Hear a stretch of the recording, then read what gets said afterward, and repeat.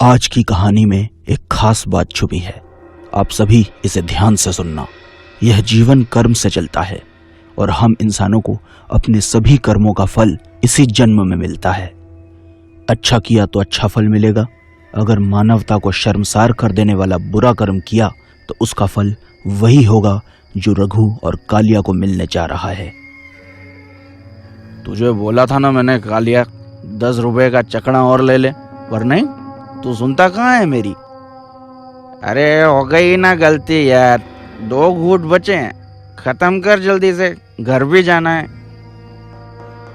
अरे पर जाएंगे कैसे? कोई बस आएगी तो जाएंगे ना।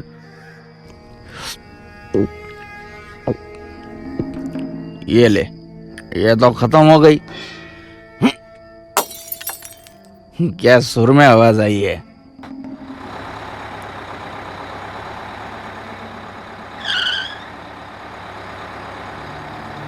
आ जाओ भाई, आ जाओ, आखिरी बस है। ओ मामा आगे बढ़ा, हमें सांता क्रूज नहीं धारावी जाना है, चल फुट। अरे क्या चल फुट बोलते हो बाबा, तुम्हारी किस्मत बहुत अच्छी है। मैंने आज ही धारावी में खोली ली है रहमान भाई के यहाँ, और ये मेरी राम प्यारी बस भी आज रात मेरे साथ धारावी में ही रहेगी। आ जाओ। अरे इतना क्या सोचते हो, अच्छा वक्त है तुम दोनों का, आओ बैठो। लगता है आज भगवान ने हमारी किस्मत बड़ी जोरदार लिखी है, फुल इज्जत निकल रही है दिल से। चल कालिया आजा। ठीक है चल। जब कंडक्टर राजी तो क्या करेगा रघु और कालिया पाजी।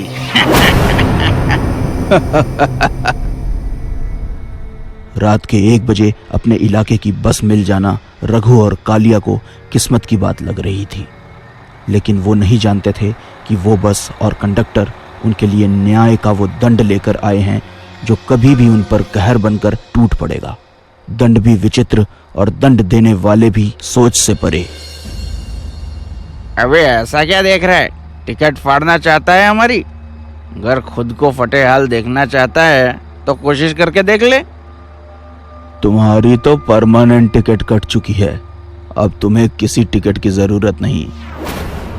अरे मेरा मतलब है कि हम सब तो अब एक ही इलाके के हैं, तो अब तो तुम दोनों स्टाफ के हो है ना, और स्टाफ का टिकट कहाँ कोई काटता है। अच्छा, जो तूने पूरी बात जल्दी समझा दी, वरना ये रामपुरी घुसता तेरे पेट में, निकलता सीना फाड़ के। ठीक वैसे ही ना, जैसे आज से 10 साल पहले तुमने एक मासूम बच्ची के साथ दुष्कर्म करके उसे मारा था, जब ये बस एक्सेल टूटने की वजह से आर्य कॉलोनी में खड़ी थी।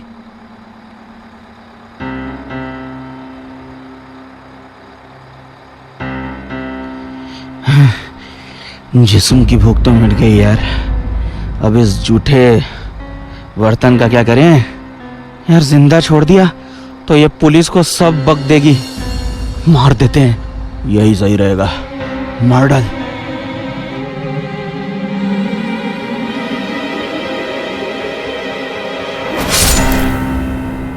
उस वक्त मैं भी इसी बस में था, मैंने सब देखा था, लेकिन कुछ भी कहने से डर गया था।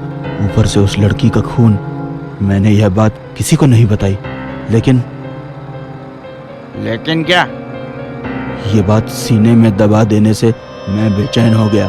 जैसे जैसे दिन गुजरते जा रहे थे, मेरा जीना मुश्किल हो रहा था, और दिन कुछ न कर पाने की गिल्ट के चलते मैंने इस बस में आत्महत्या कर ली। बस उसी दिन से मैं, ये बस और वो लड़की तुम्हारा इसी बस स्टॉप पर इंतजार कर रहे थे जहां से तुमने उसे उठाया था। भगवान का लाख लाख शुक्र है, आज वो इंतजार खत्म हुआ।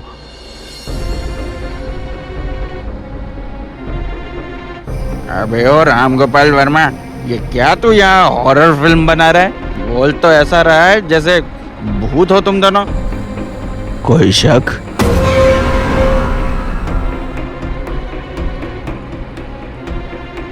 देखो देखो भूत काका, हमें छोड़ दो, हमको मत मारो, हमसे गलती हो गई। आगे से ऐसा नहीं होगा। नहीं होगा। भविष्य में तुम क्या गलती करोगे, ये सजा उसकी नहीं है। ये सजा उस कर्म का फल है जो तुम कर चुके हो।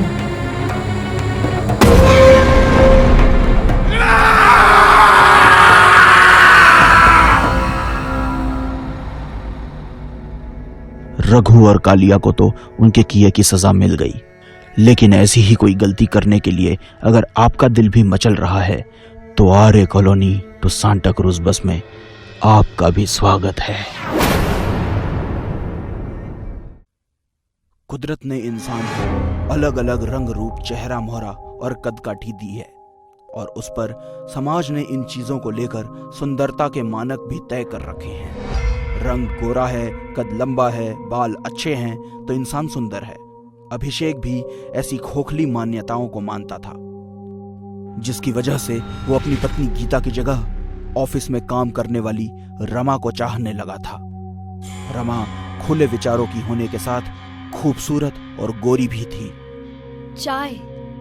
गीता, देख रही हो ना, हम दोनों फिल्म देख रहे हैं। चाय रखो और जाओ यहाँ से। गीता किचन के पास जाकर पलट कर देखती है तो रमा ने अभिषेक की उंगलियों में अपनी उंगलियां फंसाकर अपना सर उसके कंधे पर रखा था। गीता ये देखकर उदास सी किचन में चली जाती है और किचन में जाकर रोने लगती है। मेरे सामने मेरा ही पति किसी और औरत के साथ। काश मैं गोरी और नए विचारों वाली होती। फिर अचानक गीता कुछ सोचते हुए अपने आंसू पोंछती है। अभिषेक अपने कमरे में बिस्तर पर बैठा हुआ किताब पढ़ रहा था। तभी गीता कमरे में आती है और उसके हाथ में पानी भरा जग होता है, जिसे वो साइड टेबल पर रख देती है और झिझकती हुई अभिषेक से कहती है, सुनिए, आप रमा जी से मिलना छोड़ दो। जो लड़की शादीशुदा मर्द के साथ उसकी पत्नी के सामने हाथ में हाथ डालकर बैठे, वो लड़की सही नहीं होती। अभिषेक ये सब सुनते ही गुस्से में आ जाता है। ये सब क्या बकवास कर रही हो तुम? नहीं, आप गुस्सा मत कीजिए। मेरे कहने का मतलब ये है कि अगर आपको रमा जैसी लड़की पसंद है तो मैं बनकर दिखाऊंगी आपको वैसे ही कपड़े पहनूंगी। अरे पहले शक्ल तो सुधार लो अपनी, तब करना रमा की बराबरी। एक तो काली, ऊपर से चश्मा। पापा ने जबरदस्ती नहीं की होती ना तो मैं तुमसे कभी शादी नहीं करता। अभिषेक गुस्से में कहता हुआ लाइट बंद करता है और मुंह फेर कर सो जाता है। बाहर से आती हुई चांदनी रोशनी में गीता के एक्सप्रेशन दिखते हैं। वो टूट सी जाती है और वहीं बेड पर बैठ जाती है। थकी हारी उसकी आंखें फिर से गीली हो जाती हैं। गीता अभिषेक की अपमान भरी बातों को सहती हुई लगातार उसके घर को संवारने की कोशिश करती है। वो लगातार उसके रंग की वजह से उसे इग्नोर करता जा रहा था। गीता किचन से बाहर आती है, लेकिन तभी उसे अभिषेक बाहर जाता दिखाई देता है। वो जोर से दरवाजा बंद कर देता है और गीता सहम सी जाती है। गीता डाइनिंग टेबल पर बैठी रो रही होती है। तभी उसके मोबाइल पर एक मैसेज आता है। गीता अपना मोबाइल उठाती है, अपने आंसू पोंछती है और मैसेज पर क्लिक करती है। अगर आप परेशान हैं, दुखी है तो दी गई वेबसाइट पर क्लिक कीजिए। अपनी सभी परेशानी हल है। बोलता आईना। कीमत 21,000। ये साइट तो बहुत अजीब है। क्या करूं? खरीद लूं ये आईना? अगर ये सब झूठ हुआ तो? जो सच सामने है उससे तो बुरा नहीं है ये। आपकी ट्रांजैक्शन पूरी हो चुकी है। अपने दुखों से दूर होने की पहली सीढ़ी आप चढ़ चुकी हैं। बधाई। गीता जिस दुख को जी रही थी उसे दूर करने आ रहा था बोलता आईना। एक ऐसा आईना जो खून मांगता है। लगता है किसी ने मजाक किया है। बोलता आईना ये मंगवाया था। ये तो पूरा काला है, इसमें तो कुछ भी नहीं दिख रहा। मुझे काला देखकर परेशान मत होना और बोलता देख घबराना मत, मैं तुम्हारी हर परेशानी दूर कर दूंगा। तुम मुझे बस अपना खून पिला दो। आईने की मांग को सुनकर गीता सोच में पड़ गई, लेकिन मजबूर गीता तो अपनी मुश्किलों का हल खोजने निकली थी। रुकती कैसे? बोल, तुझे क्या चाहिए? अगर सच में तुम कुछ कर सकते हो तो मुझे सुंदर बना दो। जैसा तुम कहो, लेकिन हर रोज थोड़ा थोड़ा गोरा करूंगा। गोरा होने के लिए गीता रोजाना आईने को अपना खून चढ़ाते हुए गोरी होती जा रही थी। एक दिन जब रमा उसके घर आई तो वो गीता को बिना चश्मे और उसके साफ होते रंग को देखकर हैरान रह गई। क्या बात है गीता, तुम बिना चश्मे में सब देख पा रही हो? और तुम्हारा रंग भी साफ होता जा रहा है। वाह, क्या कोई तंत्र वंत्र कर रही हो क्या? हाँ, कुछ नहीं, बस ऐसे ही हल्दी चंदन का लेप लगा रही हूँ। हाँ, उसका ही असर है। तुम्हें चाहिए तो मैं तुम्हें भी फॉर्मूला बता देती हूँ। रंग साफ करने की जरूरत ना कालों को होती है, गोरों को नहीं। इसके मुंह मत लगो रमा, वरना दिन खराब हो जाएगा। और तुम यहाँ क्या खड़े खड़े हमारी बातें ही सुनती रहोगी या चाय भी दोगी हमको? चाय बन चुकी है, लाती हूँ। बहुत चिंता है तुम्हें मेरे मूड की। प्यार किया है, मजाक नहीं। हम कब तक ऐसे छुपकर प्यार करेंगे अभिषेक? कुछ करो ना प्लीज, दूर करो इस घटिया औरत को अपनी लाइफ से। मैं तो कहती हूँ जहर देकर मार ही क्यों नहीं देते? चिंता मत करो रमा, वो दिन भी जल्दी आ जाएगा। नीचता की भी हद होती है रमा। जब से शादी हुई है तब से तुम दोनों की हरकतें झेल रही हूँ, लेकिन अब दूसरों की भावनाओं के साथ खिलवाड़ करने के लिए तुम दोनों जैसे कमीनों को भयानक सी सजा मिलनी चाहिए। और वो सजा मैं तुम दोनों को दूंगी। तुम्हारी हिम्मत कैसे हुई ये सब कहने की? बोलते आईने, मेरी परेशानी और दुख की जड़ ये दोनों हैं। खत्म कर दे इन्हें। जैसा तुम कहो। ये क्या हो रहा है अभिषेक? ये कुछ तो गड़बड़ है, भागो यहाँ से। नहीं, छोड़ दो मुझे, छोड़ो।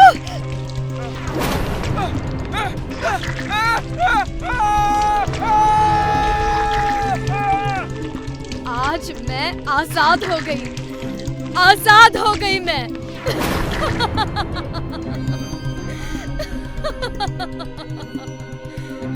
इस कहानी से हमें ये शिक्षा मिलती है बच्चों कि कभी किसी को इतना भी परेशान नहीं करना चाहिए कि वो हद पार करके आपको जान से ही मार दे।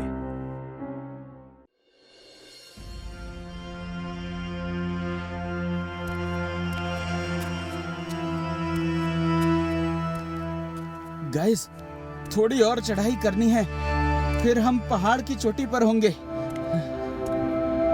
ये बोल तो ऐसे रहा है जैसे हमें एवरेस्ट की चोटी पर ले जा रहा है। सही कहा। स्टॉप गाइस, वो हमारे गाइड हैं। सुन लेंगे तो उन्हें बुरा लगेगा। तो हमें कौन सा अच्छा लग रहा है? तुम दोनों का कुछ नहीं हो सकता। गाइस, फाइनली हम चोटी पर पहुंच चुके हैं और कुदरत की खूबसूरती आपके सामने है।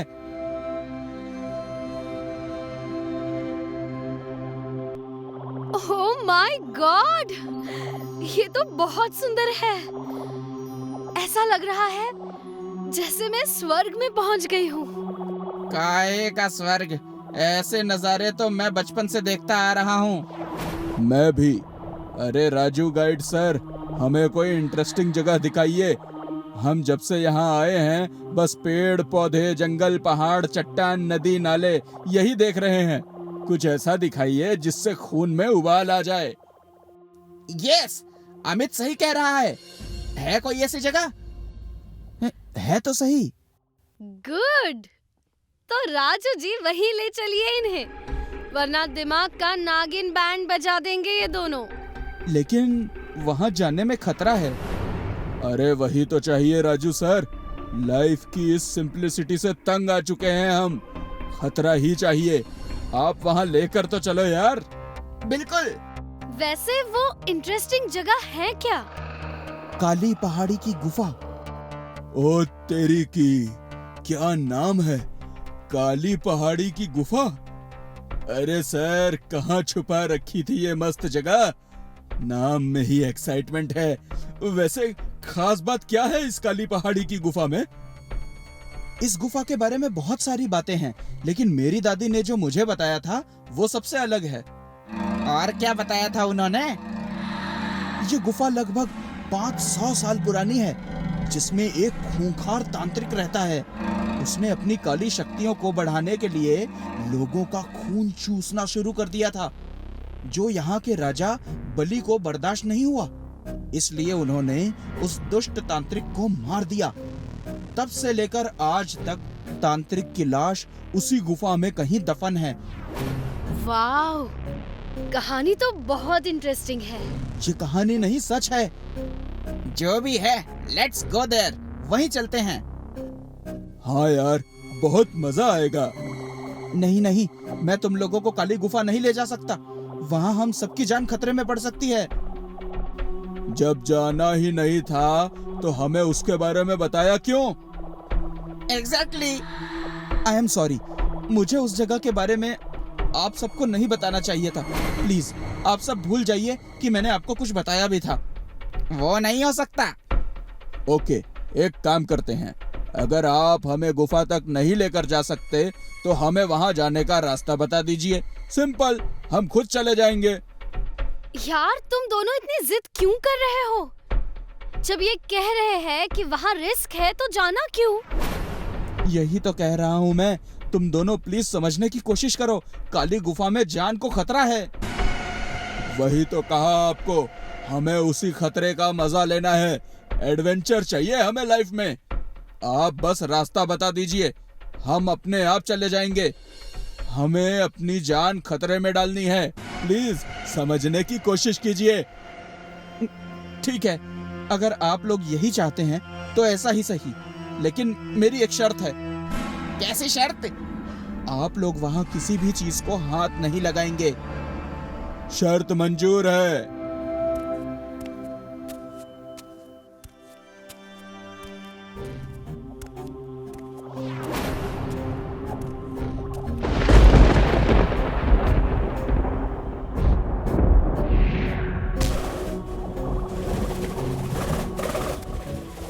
झुक जाओ। चलो, टॉर्च ऑन कर लो।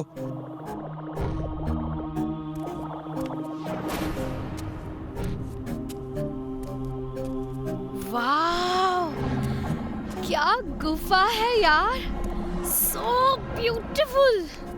सचमुच कहानी से भी ज्यादा मजा तो इसे देखने का है।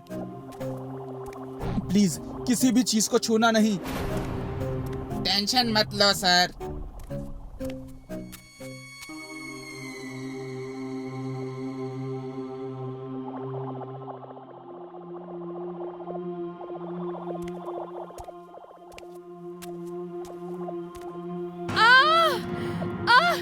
बचाओ, बचाओ। शैली, क्या हुआ? तुम ठीक हो? मेरा हाथ, बचाओ। शैली, क्या हुआ तुम्हारे हाथ को? तुमने हाथ अंदर क्यों डाला हुआ है? किसी ने मेरा हाथ पकड़ लिया है। बचाओ मुझे, बचाओ। बहुत दर्द हो रहा है मुझे। Please save me, please. शैली, तुम हिम्मत रखना। मेरा हाथ, मेरा हाथ, मेरा हाथ। शैली, तुम्हारे हाथ को क्या हुआ? लगता है किसी कीड़े ने काटा है। ये कीड़े के काटने का निशान नहीं, मौत का निशान है। ये क्या बकवास कर रहे हैं आप सर? बकवास नहीं कर रहा हूँ मैं, सच बोल रहा हूँ। मैंने कहा था तुम लोगों को कि यहाँ किसी भी चीज को हाथ नहीं लगाना, फिर क्यों लगाया? खैर, जो होना था हो गया। अब अगर जान बचानी है तो निकलो यहाँ से, नहीं तो हम में से कोई नहीं बचेगा। मुझे बहुत दर्द हो रहा है, मैं नहीं भाग सकती। नहीं भागोगी तो मरोगी। यहाँ शैली दर्द से करा रही है और आप हैं कि कुछ भी अनाप शनाप बके जा रहे हैं। हाँ? बंद कीजिए अपनी ये बेकार दकियानूसी बातें।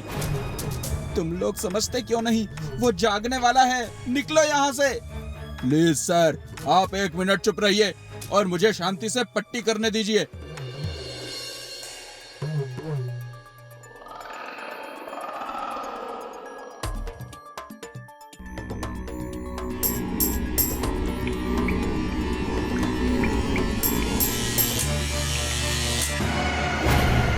मैं कह रहा हूँ वो जागने वाला है, यहाँ से भागो, चलो। अब तो बहुत देर हो चुकी है मेरे कोमल शिकार, अब कोई यहाँ से भाग नहीं सकता, मैं जाग उठा हूँ। कौन है? खूंखार तांत्रिक? मतलब हमने जो सुना था वो कहानी नहीं, सच था? तो तुम्हें क्या लगा मैं मजाक कर रहा हूँ? मेरी तो कुछ समझ में नहीं आ रहा। बोलो, सबसे पहले तुम में से कौन मेरी भूख मिटाएगा? जल्दी बोलो, मैं 500 साल से भूखा हूँ। तुम आओ, तुम भरे भरे से लगते हो, आओ मेरी भूख मिटाओ। नहीं नहीं, मेरे पास मत आओ, तुम इसे खा लो, इसे खा लो।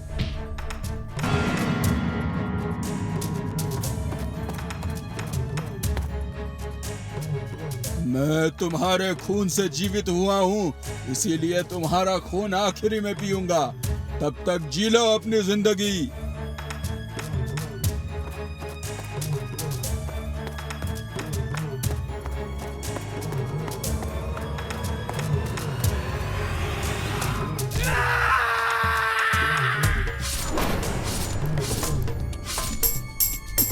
चलो भागो।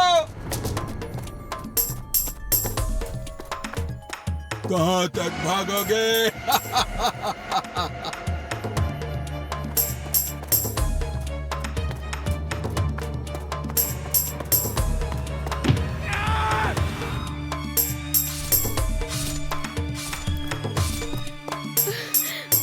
तांत्रिक ने मेरे दोनों दोस्तों को मार डाला, अब वो हमें भी मार डालेंगे।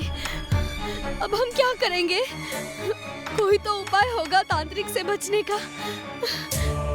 मेरी दादी ने बताया था कि यहाँ ओम नाम का एक लकड़ी का त्रिशूल है, अगर तुम उसे उसके दिल के आर पार कर दोगी तो वो वापस सो जाएगा। मुझसे नहीं होगा, मैंने आज तक एक मच्छर तक नहीं मारा है, तो इतने बड़े तांत्रिक को कैसे मारूंगी?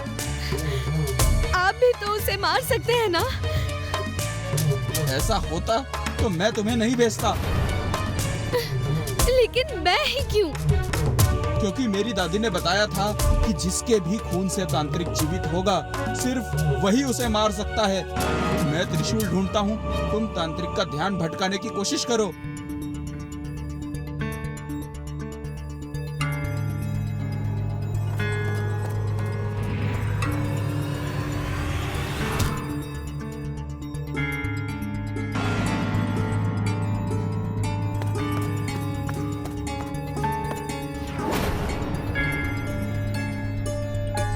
शैली इधर।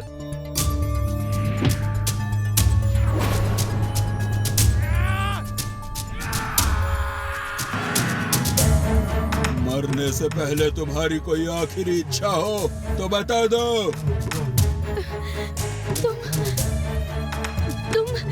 तुम मेरी आखिरी इच्छा पूरी करोगे?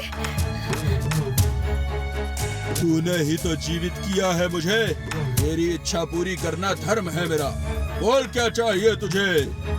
तुम कुछ देर के लिए मूर्ति बन जाओ। प्रयत्न अच्छा है पर बच नहीं पाएगी, लेकिन इच्छा पूरी करनी ही होगी। शैतानम फट फट।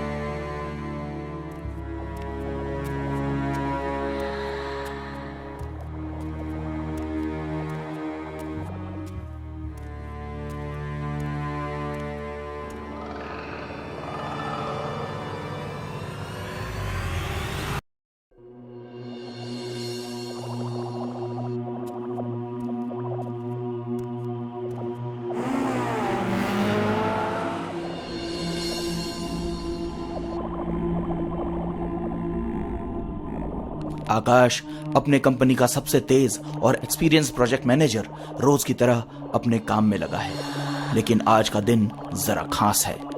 आज उसके फोन की घंटी बस बार बार बज ही रही है।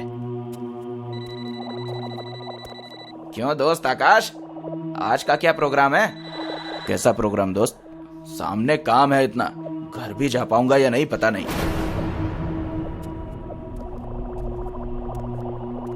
बोल अभिनव। हैप्पी बर्थडे मेरे शेर, कैसा है यार? ओहो, thank you so much, thank you so much. याद से कॉल कर लिया। मैं बिल्कुल ठीक हूँ, तू कैसा है? बस कट रही है यार। अच्छा सुन, बस फिर दिन भर आकाश को बर्थडे विश करने के लिए कॉल आते रहे। एक तरफ काम शुरू था और दूसरी तरफ फोन पर औरों से बात करना।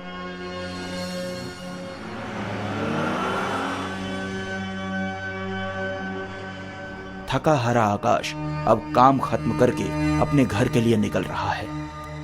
करीबन 11 बज रहे थे और रास्ते पर काफी सन्नाटा था।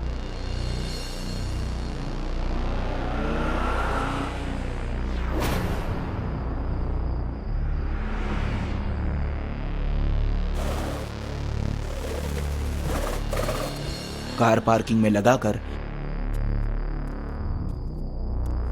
आकाश अपने लैच से दरवाजा खोलता है। उसके कदम वहीं थम जाते हैं। अंदर इजी चेयर पर कोई बैठा होता है। आकाश लाइट्स जलाता है। हैप्पी बर्थडे आकाश। अंदर कैसे आया? वास के नीचे चाबी है, ये कैसे पता चला तुझे? रॉकी, विनीत, सोहन, अभिनव और आकाश स्कूल के जमाने से ही जिगरी दोस्त हैं। आज तक इनकी दोस्ती टिकी हुई है और मजबूत है। इसीलिए तो रॉकी को अंदर देखकर आकाश को हैरानी नहीं हुई। बस आज यहाँ मिलना था तो अंदर आने का रास्ता भी निकल आया। तुम्हारे लिए पानी लाता हूँ। रॉकी? जैसे ही आकाश रॉकी के पीछे पीछे किचन में जाने की कोशिश करता है, दूसरा एक दोस्त किचन से बाहर आता है। विनीत, तू भी? ये सब क्या है? हैप्पी बर्थडे आकाश, तुम्हें विश करना था तो आ गए। लेकिन ये सब खून वून कैसा? अरे छोड़ो, अभी वक्त है तो मिल लो, क्या पता कल क्या हो जाए। विनीत की ऐसी बातें सुनकर आकाश जरा सा चिढ़ जाता है। वो अंदर किचन में जाता है तो उसे रॉकी कहीं दिखाई नहीं देता। वो यहाँ वहां देखता है, तभी दरवाजे की घंटी बजती है। आकाश दरवाजा खोलता है। सोहन, तुम बाहर कैसे? इनके साथ अंदर नहीं आए? ये तुम्हारा गिफ्ट कार में रह गया था, वही लाने गया था। हैप्पी बर्थडे आकाश। अरे थैंक्स, आजा अंदर आजा।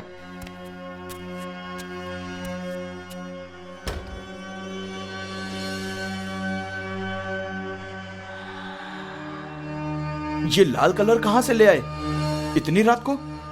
देखो, अब मजाक बहुत हो गया। आए हो तो पार्टी वार्टी करते हैं, हंसते हैं। बस करो अब ये सब नाटक। नाटक कैसा दोस्त? हम नहीं रुक सकते, हमें जाना होगा। तुमसे मिले, विश किया, अब चलने का समय आ गया है। अरे ये रॉकी कहां गया?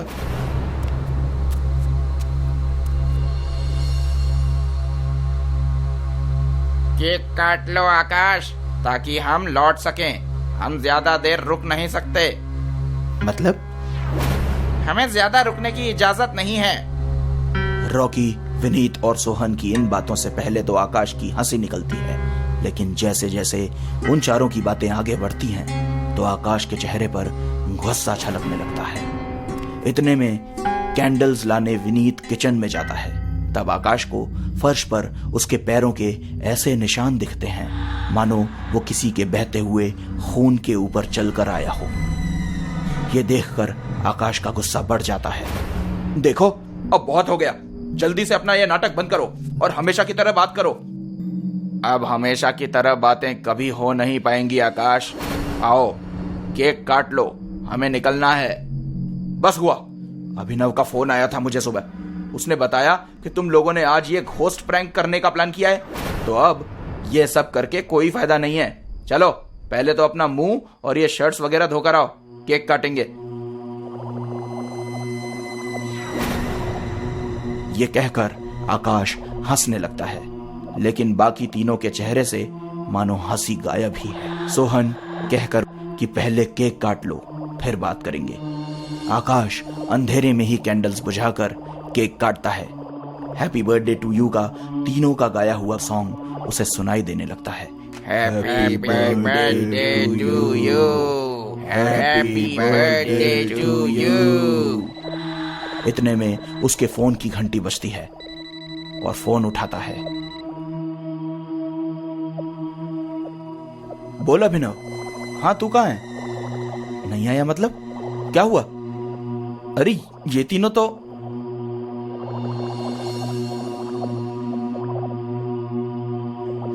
मैंने ये बताने के लिए फोन किया है कि वो तीनों अब कभी नहीं आएंगे। तुम्हारे घर से थोड़ी दूर ही उनका कार में एक्सीडेंट हो गया। कोई नहीं बचा तीनों में से आकाश, कोई नहीं बचा। व्हाट? जैसे ही आकाश पीछे मुड़ता है तो उसके सारे दोस्त वहां से गायब हो जाते हैं। वहां उसे कोई नहीं दिखता और जो फर्श पर खून के पैरों के निशान थे वो भी गायब हो जाते हैं।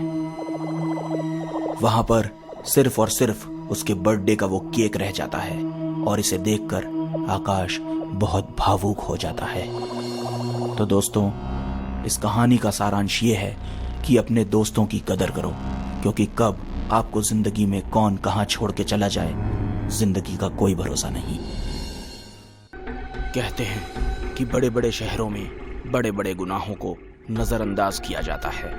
अगर वो गुनाह किसी गरीब के साथ हो जाए तो उसकी जरा भी दखल नहीं ली जाती, क्योंकि बड़े शहरों में छोटे और गरीब लोगों की कीमत रास्ते के किसी धूल से ज्यादा नहीं होती। ऐसे ही एक गुनाह के बारे में मैं आज आपको बताने वाला हूँ।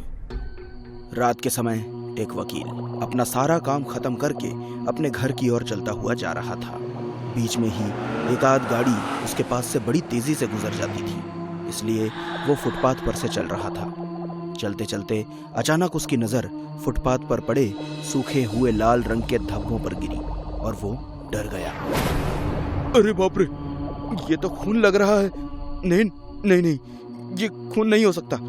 लगता है किसी ने पान खाकर थूका है। कैसे कैसे लोग रहते हैं इस शहर में। इन्हें दीवार कम पड़ी कि अब फुटपाथ पर भी थूकने लगे। फुटपाथ की वो हालत देखकर वकील को बहुत बुरा लगा और वो फिर से अपने घर की ओर चलने लगा। कुछ कदम चलते ही वो अचानक रुक गया। उसका शरीर किसी लाठी की तरह अकड़ गया। धीरे धीरे उसकी आंखें गुस्से से लाल हो गई। किसी ने पान खाकर नहीं थूका, वो खून ही है। इंसाफ होगा, मैं करूंगा इंसाफ। अगले दिन सुबह के वक्त मदन और पवन चलते हुए अपने कॉलेज जा रहे थे। चलते चलते वो भी उसी फुटपाथ पर आकर रुक गए जहां वो लाल धब्बे थे, पर अब वो धब्बे थोड़े से मिटने लगे थे। लोगों के पैरों के नीचे घिस घिस कर वो लगभग ना के बराबर हो गए थे। मैंने तुझसे कहा था कि इस रास्ते से नहीं आते। पागल मत बनो, रात की बात को भूलना इतना भी आसान नहीं है। जो हमने देखा और किया है उसके बाद तो मेरी जिंदगी जैसे खराब हो गई है। कुछ समझ नहीं आ रहा कि क्या करें। अब हमें कुछ करने की जरूरत नहीं।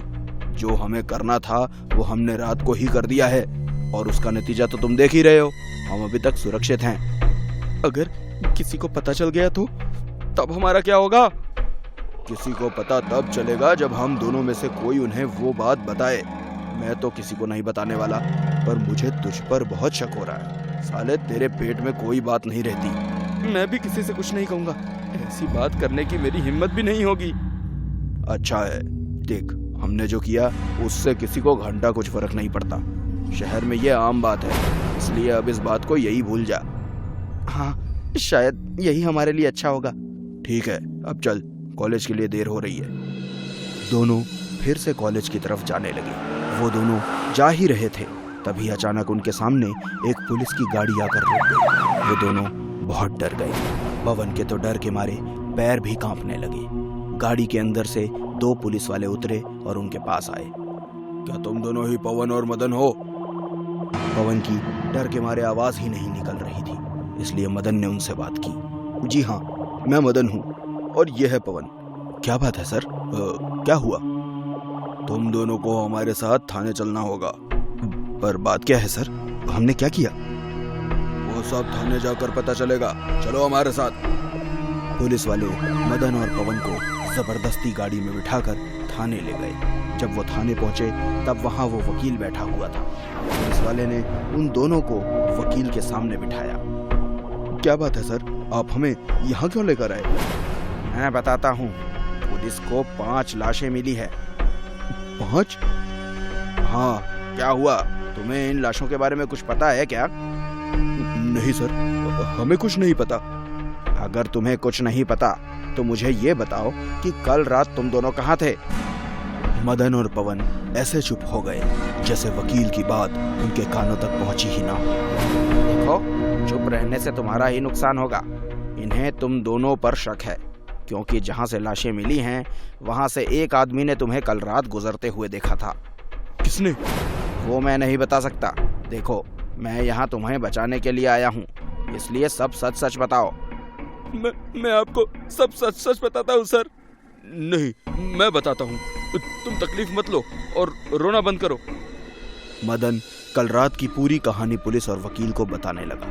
कल शाम कॉलेज से घर आने के बाद हमने बाहर खाने का तय किया, क्योंकि कल इस पवन का बर्थडे था। तो हमने सोचा कि बाहर सेलिब्रेट करेंगे, इसलिए हम गए और खाना खाकर वापस घर आ गए। फिर पूरी रात हम घर में सो रहे थे। सच बोल रहे हो? हाँ सर। खुद की गाड़ी लेकर गए थे? नहीं सर, टैक्सी से गए थे और आते वक्त टैक्सी अपने पुल के पास खराब हो गई थी, इसलिए हम नीचे उतरे थे। तभी हमें किसी ने वहाँ शायद देख लिया होगा, पर टैक्सी ठीक होते ही 10-15 मिनट में हम वहाँ से चले गए थे। थोड़ी देर के लिए कोई कुछ नहीं बोला। वो सन्नाटा मदन और पवन को बहुत तकलीफ दे रहा था। ठीक है, कल कोर्ट में सुनवाई है, इन्हें वक्त पर ले आना। Yes sir. वकील थाने के बाहर आया और अचानक उसके पैर रुक गए। इंसाफ, इंसाफ। अगले दिन कोर्ट में सुनवाई शुरू हुई। वकील, पुलिस वाला, मदन और पवन वहां मौजूद थे। जज साहब, ये दोनों कॉलेज स्टूडेंट्स हैं और पुलिस को इन दोनों पर शक है कि इन्होंने 5 खून किए हैं। मैं इनका वकील हूँ, पर फिर भी मैं पुलिस और इस अदालत को बताना चाहूँगा कि मुझे इन दोनों पर शक नहीं, बल्कि पूरा यकीन है कि वो 5 खून इन दोनों ने ही किए हैं। वकील की ये बात सुनकर दोनों डर गए। उन्हें कुछ समझ नहीं आया कि क्या हुआ। वकील उन दोनों के पास गया। मुझे पता है कि उस रात तुम दोनों अपनी गाड़ी लेकर आए थे और वो सारे कत्ल तुमने ही किए हैं। अब तुम सच बताते हो या मैं बताऊं? मैं बताता हूँ। पवन, नहीं। चुप कर, मैं अपने गिल्ट में नहीं जी सकता। मदन को चुप करके पवन ने सारी हकीकत बताना शुरू किया। उस दिन मेरा बर्थडे था, इसलिए हम बाहर पार्टी करने गए थे और हम किसी की टैक्सी में नहीं, मेरी गाड़ी में गए थे। गाड़ी मदन चला रहा था। घर लौटते वक्त हमने बहुत शराब पी रखी थी। यार पवन, ये रास्ते के गड्ढे बहुत तकलीफ दे रहे हैं। मुझे भी इन गड्ढों की वजह से उल्टी आ रही है यार। थोड़ा धीमे चलाओ। नहीं, मेरे पास उससे भी अच्छा आइडिया है। क्या? दिखाता हूँ। मदन ने गाड़ी फुटपाथ पर चढ़ा दी और तेजी से भागने लगा। अब कोई गड्ढा हमारी स्पीड कम नहीं कर सकता। गाड़ी तेजी से आगे बढ़ रही थी, तभी 4-5 स्पीड ब्रेकर अचानक नीचे आ गए और इस झटके से हमारी गाड़ी बंद पड़ गई। हमने नीचे उतरकर देखा तो हम बुरी तरह से डर गए, क्योंकि हमारी गाड़ी के नीचे स्पीड ब्रेकर नहीं, फुटपाथ पर सोए हुए 5 गरीब लोग आ गए थे। उनके शरीर खून में लथपथ थे। अब हम क्या करेंगे मदन? हमसे खून हो गए। मुझे बहुत डर लग रहा है मदन। चुप कर, चिल्ला मत। अब पूरी दारू उतर गई। आसपास कोई नहीं है। हम एक काम करते हैं, इन सभी लाशों को उठाकर नीचे नाली में फेंक देते हैं। वैसे भी इन भिखारियों का कोई नहीं होता, किसी को कुछ पता नहीं चलेगा। उसके बाद हमने सारी लाशों को नीचे नाली में फेंक दिया और गाड़ी लेकर वहां से भाग गए। पवन का बयान सुनने के बाद अदालत ने उन्हें फांसी की सजा सुनाई। पुलिस जब उन्हें थाने ले गई तब वकील भी वहां था। मुझे इनसे अकेले में बात करनी है। पुलिस ने उन तीनों को कुछ देर के लिए अकेला छोड़ दिया। आखिर कौन हो तुम? क्यों किया तुमने हमारे साथ ऐसा? क्योंकि तुम मेरे भी गुनहगार हो। वकील की बदली हुई आवाज सुनकर दोनों घबरा गए। मैं एक LLB ग्रेजुएट था, पर मेरे पास नौकरी नहीं थी। उस रात मेरे पास सोने के लिए भी जगह नहीं थी, इसलिए उस फुटपाथ पर भूखा पेट सोने की कोशिश कर रहा था। और तुम लोगों ने वहां भी चैन से सोने नहीं दिया। मैंने खुद को और उन गरीबों को इंसाफ दिलाया है। अब मेरा काम पूरा हुआ। वकील का शरीर फिर से लकड़ी की तरह जड़ गया और वहां से गायब हो गया। मदन और पवन ये सब देखकर थर थर कांपने लगे। जैसे